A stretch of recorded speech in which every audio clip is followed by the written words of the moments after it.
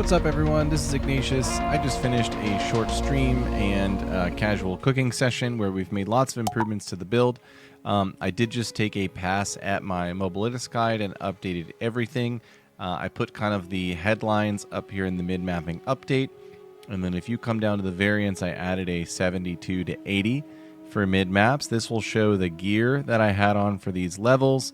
And I'll talk about those in a bit in the game. And then I also optimized all the support gems, including a new tech for power charge generation. And then this is the updated tree, which I think is a best-in-slot tree for this section of mapping. If you did watch the stream, you saw that the clear speed was remarkable. The survivability was very acceptable. Definitely still some deaths to ground effects and Abyss, and that is to be expected when we have 0 chaos res. But yeah, really, really good. Okay, so what are the major headline changes and things that I want to share with you? So the first and biggest one is Ailith's Chimes in Tempest Bell.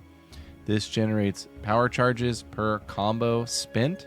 And for each Tempest Bell, we have a 40% chance to gain a power charge. And if we gain one, we have a 30% chance to gain an additional 15% chance to gain other random charges. We might take advantage of that at some point. And then Overabundance and Close. We basically dropped like mag and some more damage for this, but now we generate power charges all the time simply by casting Tempest Bell. And this includes on single target combat, so really, really powerful. And now that power charges are basically free and abundant, we're using Falling Thunder casually while mapping. So you're going through, you're killing an Abyss or whatever, and there's a rare, boom, Falling Thunder with some power charges, and everything dies. The nodes here are very important as well. I have dropped Fist of War, thanks to the call out from, what was his name? Nico Cat on YouTube. Thank you, dude. Pointed out, because I was skeptical that Fist of War was working, and I was going to do some visual playtesting, but he saved me tons of time by pointing out that Fist of War only works on the Slam. The Slam is only this tab here, this melee, and it is only a 359% attack damage Slam, which really isn't that great. All this power charge, projectile stuff, the Fist of War does not apply to. So we dropped it. Right now I have Volt in. To me, Volt makes a lot of sense that it would be really good. It surprised me that it works. It is on the projectile phase, and we are doing like all projectile stuff. So I think this is a pretty ideal best in slot 4 gems for Falling Thunder when you aren't crit capped. If you are crit capped, I would totally change this linkage. Okay, Ice Strike is the main clear. We dropped Storm Wave. It was just too awkward. We need to go full melee if we're going melee. And so here's the Ice Strike setup. I am not totally certain this is best in slot, but Ice Bite has a permanent uptime by slotting it here. That's pretty powerful. The Rage is basically permanent 30, and then when it's not, we're attacking even faster. And then, of course, Close in Armament. Shattering Palm, I don't know what goes in the additional supports here, but we have Glaciation and Mag 2. So we don't really care about the damage here. We're just trying to freeze more stuff, and we're also using it for movement. Charge Staff, really, really powerful. Innervate works in Charge Staff. Make sure it's in there. Close, because Charge Staff has its like own damage nodes, so you do want to buff its like actual damage, and then a duration 2. Wind Dancer, pretty standard. Blind Maim. Lingering Illusion, so as you're bouncing around in combat, you dodge roll, you get this little blue guy behind you. If the minions attack that, you get power charges, and you often get additional charges because it's got its own additional charge modifier on it, plus charge perfusion. And then the Heralds. I've messed a lot with the Herald support gems, and I think these are best in slot for 4 links. We'll call them 5 links in PoE1 for these 2 Heralds. That's the gems. We move on to the tree. I did finish my 4th Ascendancy, and these are my 4 nodes. Stalking Panther is amazing even when you have an Evasion chest, because the rating on some of these other pieces is really, really high. I have 1k on my, I think this is a 5 Exalt helmet. I have almost 1k on boots, and the boots do go north of 1k. So yeah, Stalking Panther is crazy. Grab it. Mystic Harvest is amazing as long as you have a source of leech. So I got some dual leech gloves with some flat and decent evasion, and now Mystic Harvest is really good. Make sure you combo Mystic Harvest with Walker of the Wilds, and now both your mana and life leech are recovering based on your elemental damage. This is extremely important because all your damage is getting converted. You're not really doing a lot of fizz. You may be doing like tiny bit of fizz on this Ice Strike. 139 to 211. That is like nothing. And that's pre-reductions for monsters, so really bad. Other thing I've changed on the tree, big time. Still dropping crit entirely. And we're speccing towards a lot more evasion and deflect. So I've gone out and gotten this Wildcat deflection node. It's very, very good, and it's got some evasion deflect stuff on the way. And up over here, we've got trained deflection. This is preventing even more damage when deflect works. All I need is like one gear piece with a deflection per evasion modifier, and I think my deflect chance will go up like significantly, because right now I have none, and the deflect chance is still almost 70%. So really solid, and my evasion is at 78%, and it's even higher when I'm moving. 80% with acrobatics. That's evading everything except for certain ground effects, and of course the boss, you know, highlight red whatevers. So yeah, tree is looking good, gems are looking good.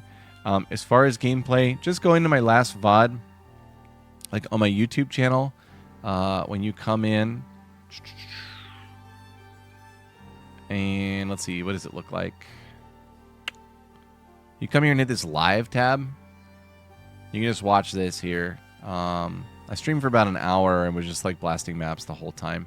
So hopefully that will be sufficient for gameplay, and that'll keep this video a lot shorter. So yeah, that's kind of where we're at with the build. Let me talk about where we're going and some other things that are just like common questions in the community. So, you know, when do I start focusing on crit? A lot of people are asking about this chest. Why are you running an evasions chest still? Don't you want an ES chest? So we don't just like casually want some crit as we go. This is what I call fun crit. So I do have like some fun crit. Depending on the monster, it's like 10 to 15% fun crit with 100% bonus, right? Give or take. And over the course of maps, that fun crit, you know, has an impact. But when we really care about crit is when we get to pinnacle content and we want to one-shot bosses. And so that means that there's going to be a moment where we swap to crit. That's when I'm going to swap to a pure ES chest or maybe a unique chest. We'll see. And get to crit cap. There's lots of different ways to hit crit cap.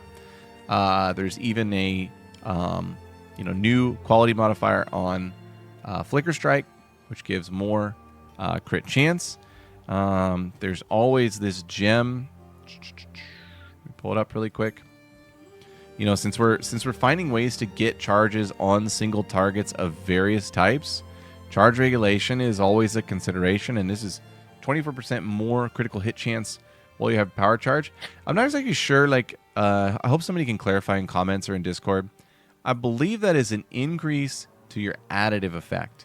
So, like, if you have 100% increased critical hit chance on the tree, it will become 124% increased critical hit chance, which, if you're at, like, 300, that makes it, like, 375-ish. Is that right? 24. No, that would make it like significantly more, right? I'm crazy, man. Also, my brain is like so fried. It's so late. Times, what would it be? 0.24. It'd be an extra 72. That's the original math I did. But that's not how this works. It would be 24% more. So for 100, you're going to get 24. So for 200, you're going to get 48. And for 300, you're going to get 72. So maybe it is just 72. For some reason, I feel like that's wrong, but maybe that's right. Go up to 372. That's substantial. And I'm sorry, I'm like brain farting in the middle of this video, but if we go to the trusty Holopalm calculator that I have linked in the guide, you can see how significant 374 is. So if we're at base crit added via Holopalm, we'll say it's like 12. And then our base flat is 5, and then our Amazon base is 6. So that's kind of our base percentages. And then if we're at 100% increased critical hit chance, we're only at 46. 200 is 69. 300, we're at 92. 374, we're at a true 100. Actually 109. So these are the numbers that we're kind of targeting for the end game. And yeah, that little charge regulation might end up being like a real difference maker for like things like logbooks. I'm not sure what is out there with Abyss content, but yeah, just kind of that pinnacle mob content could be really good for that. Kind of interesting. So back to the original question, which is like, what are you doing about crit? Do you care about crit? I don't care about crit that much yet. I just have fun crit. At some point when my build is optimized to the point where I can swap over and be at 100% crit, I'm basically going to like organize the items for making such a swap in an empty tab. It's almost like a PoE1 character swap where you have to have everything ready and then spend like a whole day swapping your character. That's going to be what I do, probably around level 93 to 95, depending.